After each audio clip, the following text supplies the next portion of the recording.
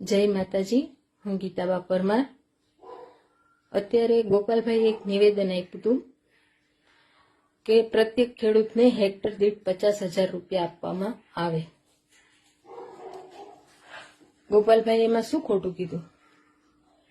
એટલે પરેશભાઈ ધાનાણી જે છે, જેને અમને વચન આપ્યું હતું કે અમે તમારા જવતલિયા ભાઈ છીએ અને અમે તમને મરવા નહીં દઈએ, અમે તમારો બદલો લેશું, તો પરેશભાઈ ધાનાણી આ તમારા શબ્દ હતા ને? જ્યારે અમે આત્મવિલોપનની જાહેરાત કરી ત્યારે આ તમારા શબ્દ હતા। અમે મરવાની જાહેરાત કરી હતી રૂપાલા ટાઈમે, ત્યારે આ તમારા શબ્દ હતા કે અમે તમારા જવતલિયા ભાઈ છીએ અને તમને મરવા નહીં દઈએ। તો આ બધું લાભ સ્વાર્થ એ બધું તમને લોકોને સોંપ્યું છે, ગોપાલભાઈને નહીં।